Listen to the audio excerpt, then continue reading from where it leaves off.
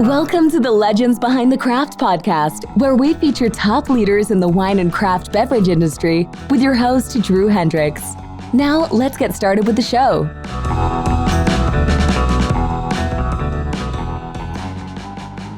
Hello, everyone. Drew Thomas Hendricks here. I'm the host of the Legends Behind the Craft podcast. On this show, I talk with leaders in the wine and craft beverage industry. Today's episode is sponsored by Barrels Ahead. At Barrels Ahead, we work with you to implement a one-of-a-kind marketing strategy, one that highlights your authenticity, tells your story, and connects you with your ideal customers. In short, we help wineries and craft beverage producers unlock their story to unleash their revenue. Go to barrelsahead.com today to learn more. Today, Bianca Harmon is joining us again. How's it going, Bianca? It's going great. Really looking forward to the conversation with Kim today. Yes, I am excited. Today we have Kim Roberts on the show. Kim is one of the founders of the Westport Winery Garden and Resort in Aberdeen, Washington. Welcome to the show, Kim. Thank you. So, Kim, we gotta go back because you've got a lot of things. We got a lot of exciting stuff to cover today. But let's go back to the origins of Westport Winery. You were at a dive shop in Hawaii. Right. It actually goes back even farther than that. I came here to Westport, Washington to work on the fishing boats when I was a young college student, put my way through architecture school. And one of my early jobs out of college was working at Westport Shipyard. And a fellow came there to build a boat for his business, Lahaina Divers on Maui. And the boat and took me with him back to Hawaii. I worked with him there for 5 years. We got married and had a family. He promised to bring me back to Washington. So in 2007, we launched Westport Winery. Now, were you in the wine industry before, or what drew you to the launching a winery? That's a great question. We had been living on and rehabilitating farms in Eastern Washington for many years after leaving Hawaii. And when we were moved out here to the coast, we went to our county extension agent, Don Tapio, and told him about our history with the largest scuba diving business in Hawaii and with rehabilitating farms. And he said, the only way to make money now is with agritourism. You should plant a vineyard and open a winery. It will be historic. And we both laughed because we didn't know anything about wine. Mm-hmm. And being on the coast of Western Washington, it's not an area you would think of planting grapes. Well, that's a really good point. We had based our decision on a study out of Oregon State University that said it was viable grape growing country. We planted about 15 acres of what would be considered maritime grapes: Zigareba, Madeleine Angevine, Percoche, and a Muscat of Norway. It did not thrive. So we circled back, met with another propagator, and he got us some other grapes. We planted all over again. Those did not thrive. Turns out that study was not exactly accurate. We never were able to harvest one cluster of grapes. Then we circled back and we planted blackberries, blueberries, raspberries, and strawberries. Blueberries and strawberries do well here. And I started planting gardens, and that was kind of the evolution of going from grapes to gardens. And in 2012, I was appointed to the Washington State Wine Commission, had the opportunity to sit at the table and serve with some of the other rock stars in the industry. That allowed us to move up on the grape purchasing ladder. So that's affiliated with the top growers, and we have our own destination resort. So it's kind of happily ever after. That's fantastic. So I love how you just kind of you still did the agribusiness. You just started with the wrong crop, but still doing the wine. Few people, you don't actually have to have the actual winery where the vineyards are. And in fact, most of Washington the wineries are located in Seattle, or just outside of Seattle, not really where the actual vineyards are. You just have to truck it over one extra mountain. I think there's an assumption that running a winery and growing grapes go hand in hand. And the more time I spend in the industry with my grape growers, the more I learn that what they do is uniquely specialized and what I do is uniquely specialized. there's not many people that can successfully bridge that gap. And so I'm pretty comfortable with where we are. We've hauled as many as 112 ton of fruit in where we process. My daughter's our truck driver. We haul 4 ton at a time, and we're considered the road warriors of Washington State because we leave our farm here at 5 a.m, pick up our fruit, get back and start processing fruit again. And where are you picking up your fruit? We mostly pick out of Rattlesnake Hills AVA right now with Joe Hatrip at both Elephant Mountain Vineyard and Sugarloaf Vineyard. Having the opportunity to work with Joe and his team, that was kind of our pinnacle. We also pick some fruit at Kamiak Vineyards over near Pasco, Airfield Vineyards near Prosser. And then we have some really historic Riesling at Weinbau Vineyards that's owned by Sagemore. And that just, it's kind of liberating actually to be able to find the best fruit from the best vineyards. Absolutely. And, those guys, and you hear everybody say it, great wine comes from great vineyards. And there's definitely a big correlation there. Mm-hmm. So as you're founding the place, there's some incredible slides. If everybody goes to the site of how you were clearing out all the brush and just starting your winery and starting your facility. What challenges did you have to overcome other than clearing out all the brush and building it from scratch? More than you can imagine. We found 2 full-size bulldozers in the weeds. The property was completely overrun with noxious weeds, alder, Scotch broom, and Himalayan blackberry. We were trying hard to save the soil, not yet knowing that we weren't going to be successful as grape growers. So we spent a lot of money there. There's a pretty long list of challenges and mistakes that we've made, and we're super lucky that we were able to overcome those. Things from thinking we were going to be a little fruit stand on the corner and have an oyster shell parking lot to having, 50 paved spaces and a catering kitchen, all the things that we hadn't planned for. Even though I am an architect, I've got a pretty good handle on stuff like that. There were many surprises along the way. Yeah, talking about architecture, you made a conscious decision to not follow the typical winery chateau style and actually embrace the style of the local Coast Guard. Absolutely. I think it was important for me, kind of in the world of authenticity, to recognize we are not in Bordeaux. We are not in Tuscany. We are on the coast of Washington, and our whole community and our heritage relates back to the ocean. So I love that Coast Guard District 13 color scheme. I love lighthouses. I always wanted to be a lighthouse keeper or a mermaid. And so now you got both. Yeah, I know, right? Convinced my husband that we should build a lighthouse that would become our iconic symbol, so that when people drove by, they'd go, wait, what was that lighthouse? Or if people said, where's the winery? They'd say, remember that lighthouse you went by? So we have a 40-foot lighthouse that's a quarter scale replica of the Grays Harbor Lighthouse. Oh, that's amazing. That's the architecture, and you're just kind of building it. So when you started back in the first plowing, you weren't envisioning what you have today, which is, to the people that are listening, you've got an executive golf course, you've got the Mermaid Museum, you've got a distillery, you've got a what else? I mean, a restaurant, where I'm sitting right now. We have a nursery, 15 acres of display gardens. We're just starting lodging. We'll be having 4 different Airbnbs on property, plus 4 RV spaces and an event area. Oh, that's great. The RV spaces we belong to Harvest Hosts, and we go to different wineries and stuff. And I'm always surprised at how many wineries don't really cater to the RV traveler, but it makes sense. It's sometimes a zoning challenge. And with Harvest Host, there's a promise of purchase. Mm-hmm.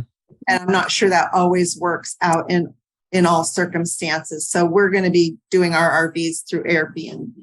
Yeah, that's it. I mean, that's why just the ability to park it, whether it's Harvest Host or whether you're actually running an Airbnb type style, it's a huge benefit.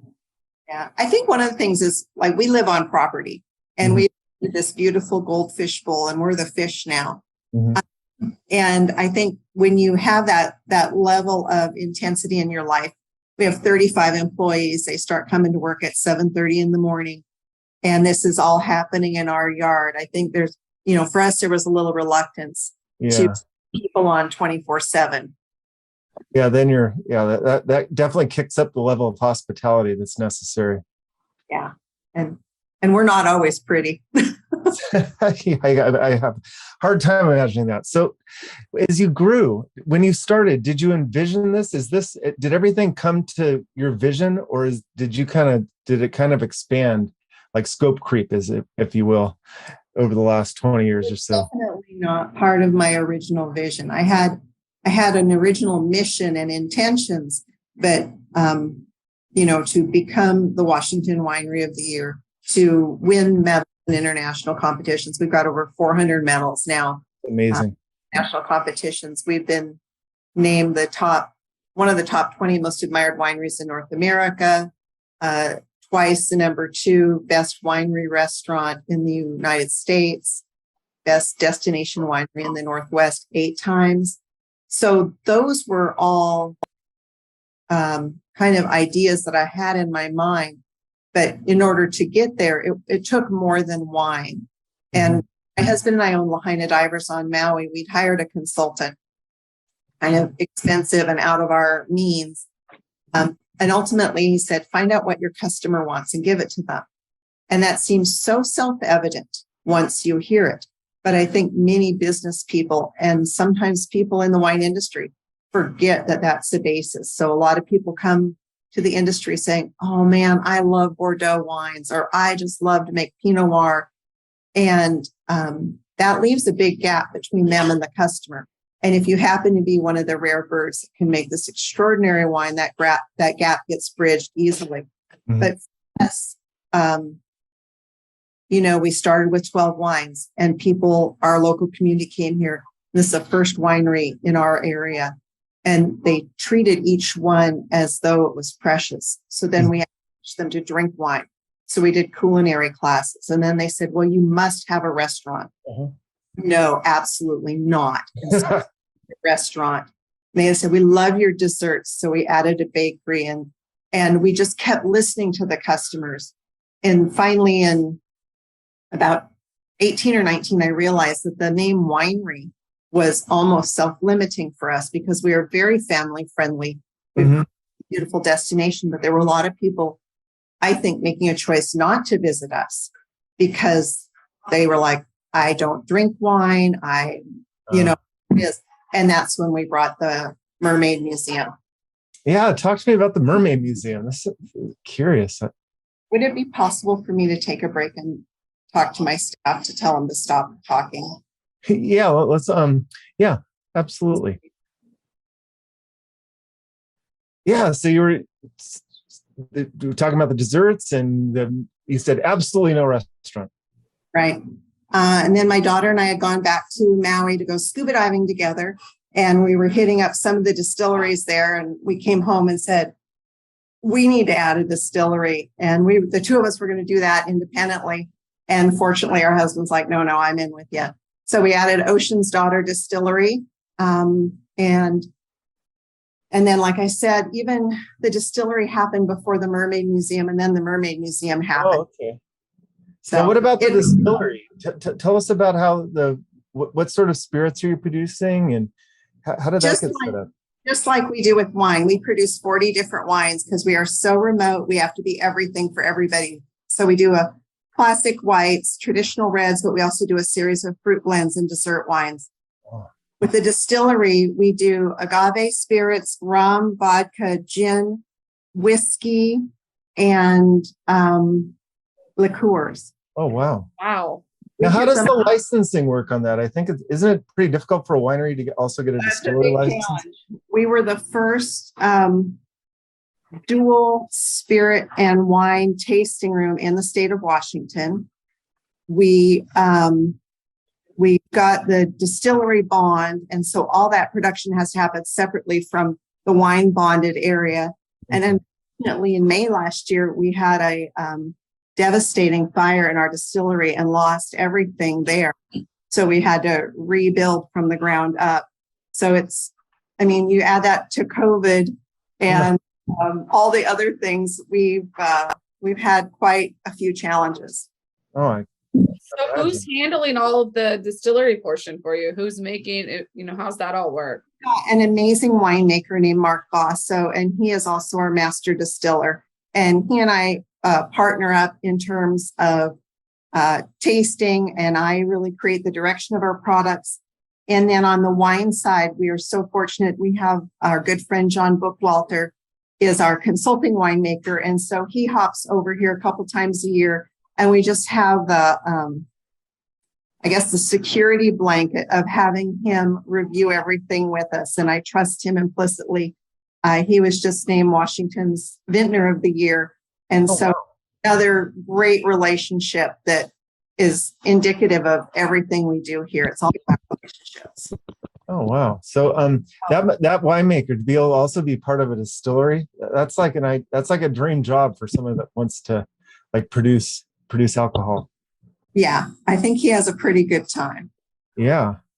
So I do remember we were talking about the Mermaid Museum. How did that idea come about? And right. Fascinating. Yeah, it was this idea that the winery wasn't a family place. And this is kind of a crazy story, but I was at a funeral and another local businessman had passed, and he created a museum about 25 years ago. And the premise was there was all these cars driving by his business, and he wanted to figure out how to get more people to stop. So Blain and I were coming home from that funeral, and I said, Blain, I think we should open a museum. And he's pretty used to these ideas now. And he's always just a tiny bit resistant for good reason. And he goes, well, what kind of museum? I'll patronize her, but whatever. And I said, well, how about umbrellas? He goes, no, that's stupid. Umbrella museum? Yeah. Well, because it rains here. Remind everyone it's raining. And I said, well, he was this amazing and well-known underwater photographer, and we have all these beautiful underwater images. And many people don't have the opportunity, the means, even the interest of going scuba diving. But with his photography, I could tell the story of ocean ecology. Oh, my dog just walked in. And by wrapping it in mermaid mythology. Is that the chow dog? Yeah, that was my white chow just walked through. She's on her way to the staff meeting. Yeah. Mine are sitting right below me. Yeah. Anyway, ocean ecology, mermaid mythology, it's the spoonful of sugar that makes the medicine go down.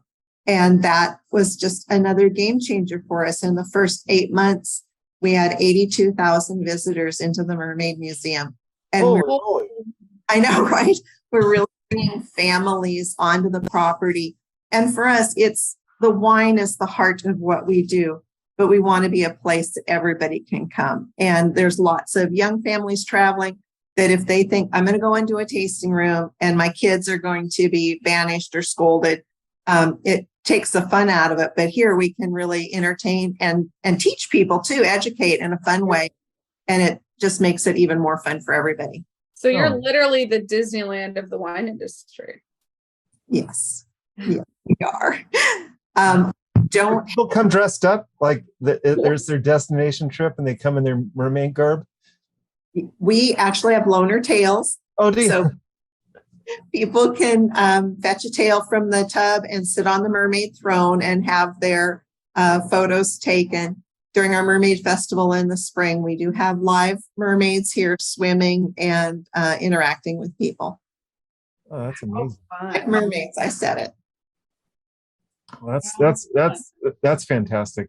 Now, this whole nautical theme really kind of runs through your entire winery, given your proximity to the ocean and your history. Right. And both my husband and I were boat captains. Oh, okay. My philosophy is you dance with the one that brings you, and the marine industry brought me. Yeah, and there's the one thing that I was really fascinated about was that your float bottle that came from the Japanese floats. Yes, it was a great idea. People come to the beach and they want to find one of those Japanese fishing floats. And so I designed a bottle and got the trademark on that myself.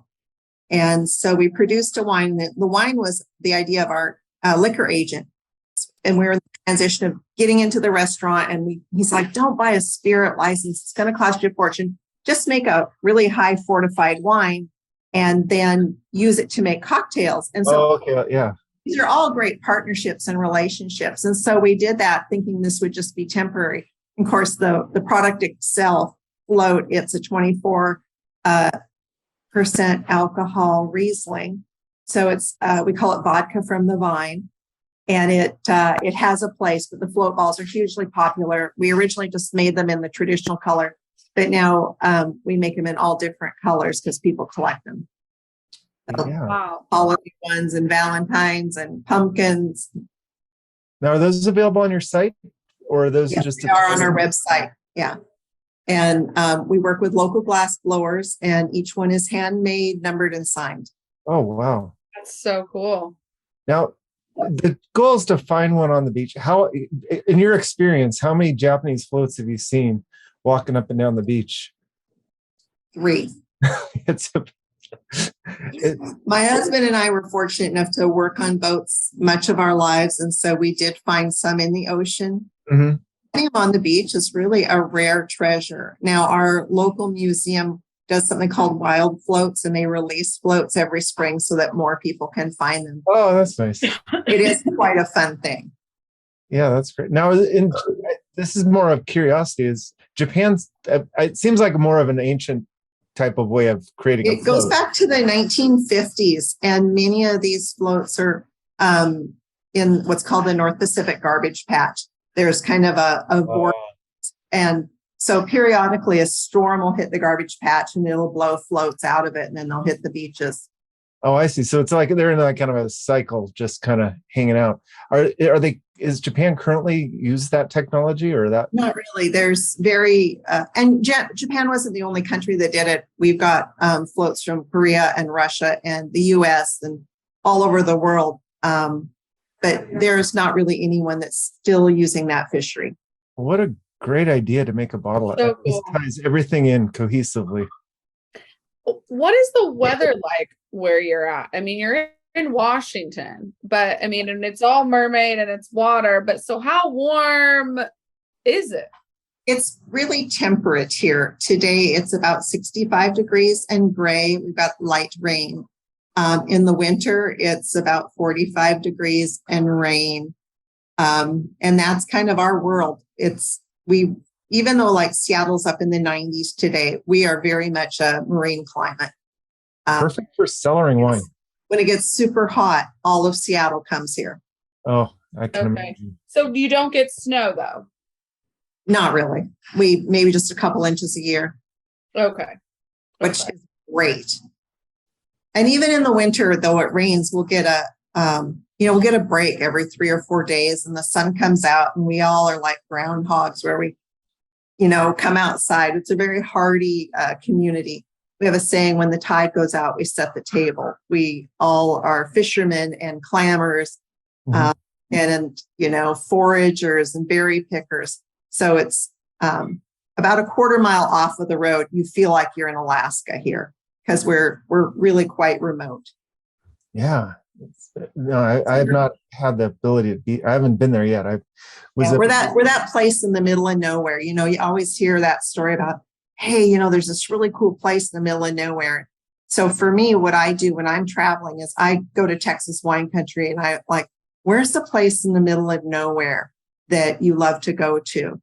And so I travel around and I find out what these other smart, creative people are doing, and I try to find a way to bring it back here to our place. Oh, that's fantastic. And that's kind of one of the ways I was going to ask you, how do you find your next idea? How do you stay motivated to grow everything that you've grown over the last so many years? A little bit of fear. Mm-hmm. I think most entrepreneurs have that, you very much want to be successful. Mm-hmm. I have a strong creative streak in me inherently. And I've got the luxury of a husband and a daughter that allow me to pursue these things and kind of back my plays. Because you could be the most talented girl in town, and if you don't have someone back in your play, it just doesn't matter. Yeah, you got to have a team. You Absolutely got to have that support group. Now, as far as like over the last tremendous growth, how, if you could do it again, was there anything you would have done differently? Oh, absolutely. I would not have planted grapes. I would have spent that money creating this destination garden earlier, but there's no way I could have known that. And just, there's several other mistakes I've made along the way that I think, dang, what was I thinking? But I have a really good friend. He's absolutely brilliant. And he says, are you making the right choice more than 50% of the time? And that kind of put it in perspective for me that I don't have to be 100% of the time. Yeah.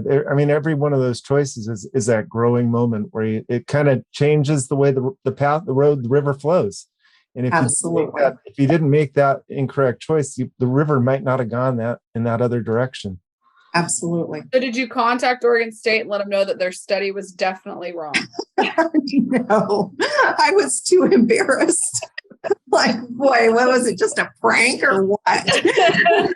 They're like, nobody in their right mind will try this. And I didn't just do it once. I went back twice, So. Perseverance. And you know what? In college, I went to Gonzaga, and I was not quite the wine drinker back when I was 21, but we used to go surfing out in Forks. So we would take the long haul from out to Forks, and there's actually a couple wineries on it, even back in 92. Yeah, back then it would be Olympic Cellars and Camaraderie were both there. Mm-hmm. Westport, 9 miles from where the winery is located, is really the superior surfing destination in Washington State. Although Forks is still famous for being home to Twilight. It was, this was pre-Twilight. It was the La Push Beach. We were always surprised at how warm the water was, because it was, I guess there was that banana current, where it was actually about as warm, if not warmer, than San Francisco when we surfed there. It's not all that different from San Francisco. There's definitely a line when you get down below Monterey that the water starts to get warmer. And I know this because my husband was a nationally rated surfer. So I am a surf wife, and I have schlepped, up and down the coast with surfboards and dogs, with the best of them.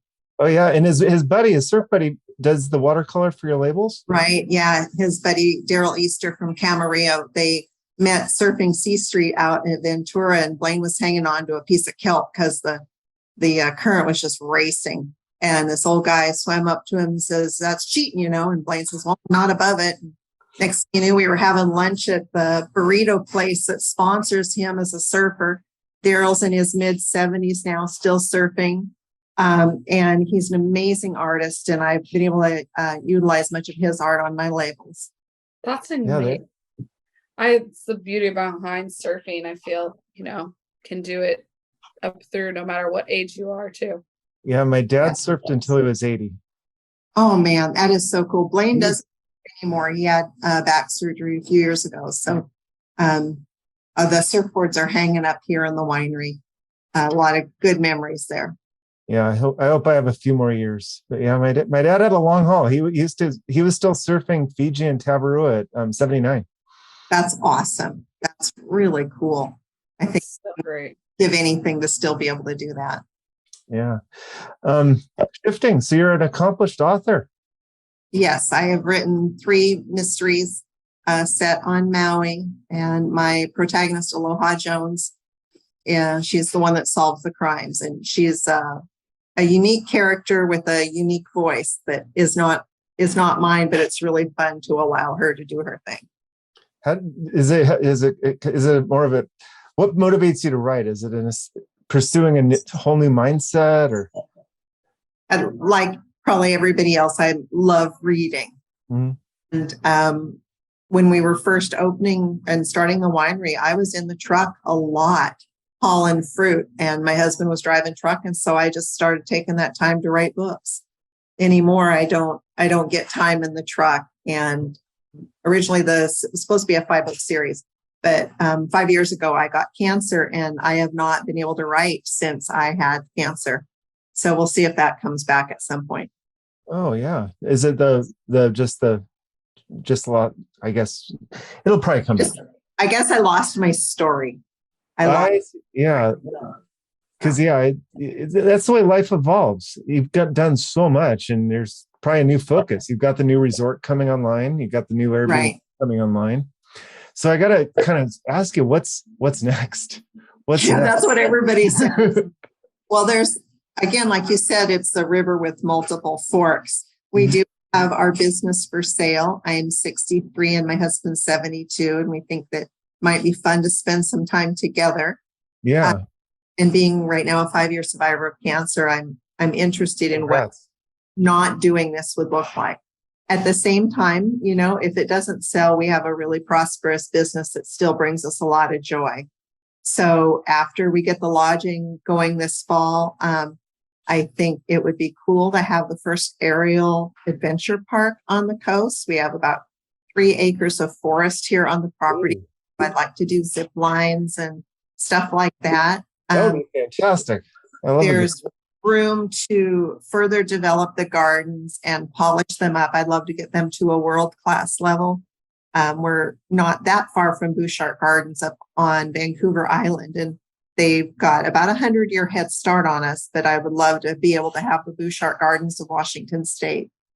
I think, the museum, the distillery, the restaurant, the winery, those are all so well-rounded right now. We've got such a great team that for me, it's always fun to figure out what's new. So I appreciate you asking that question.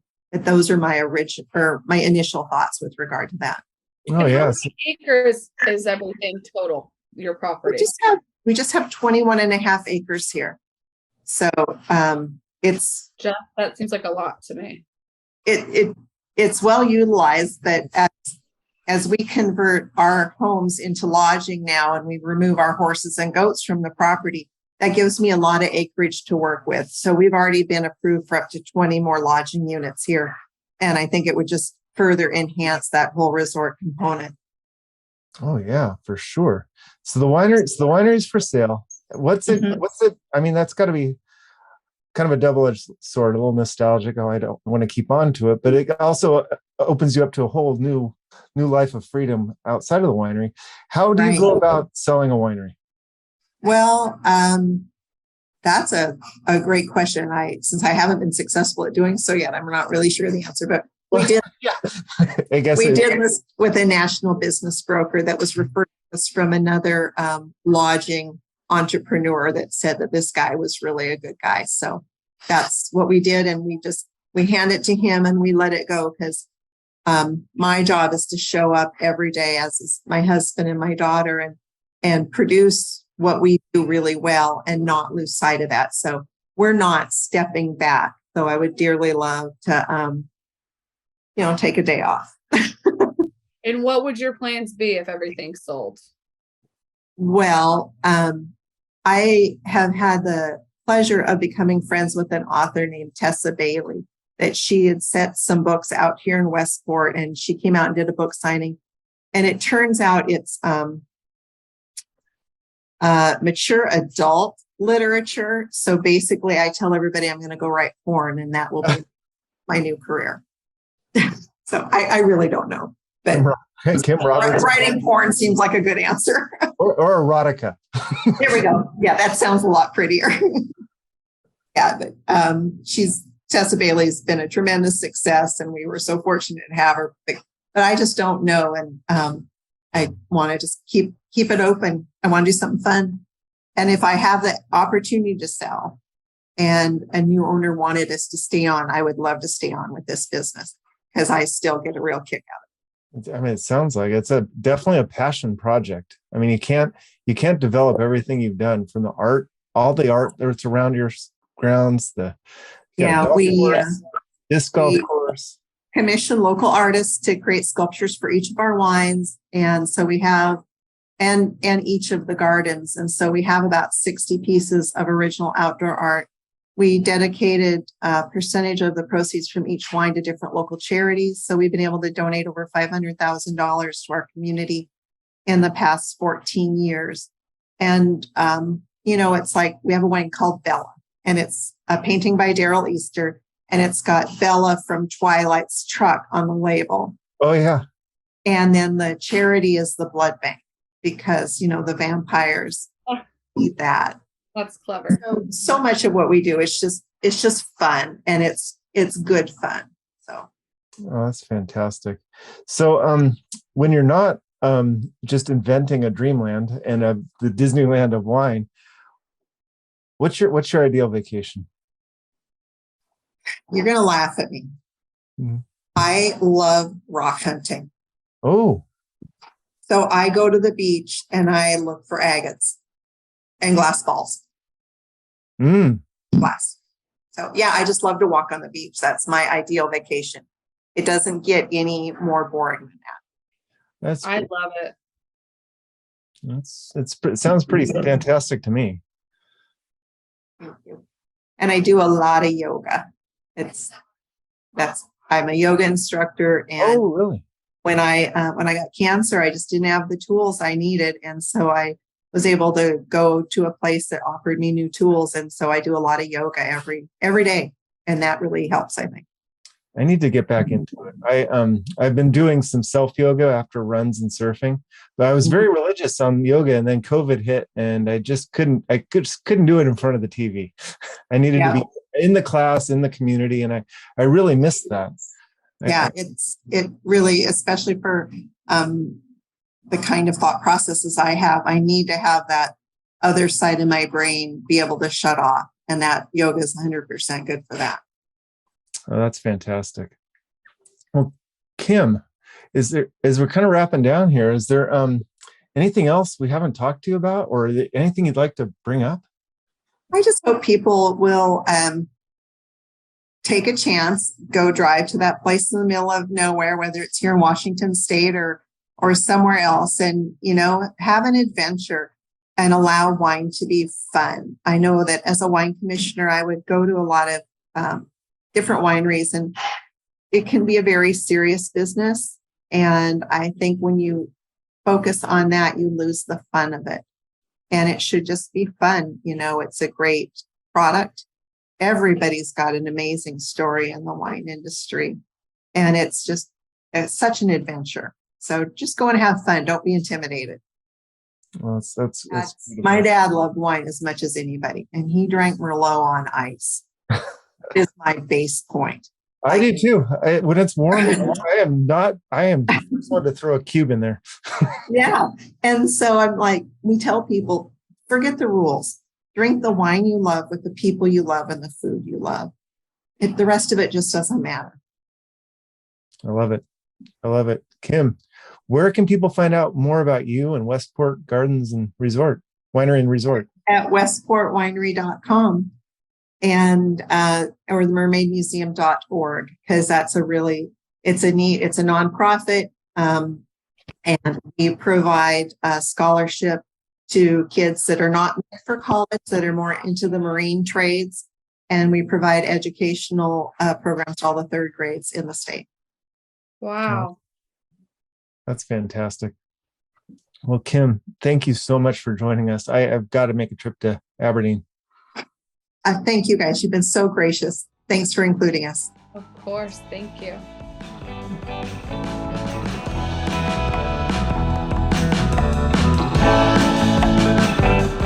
Thanks for listening to the Legends Behind the Craft podcast.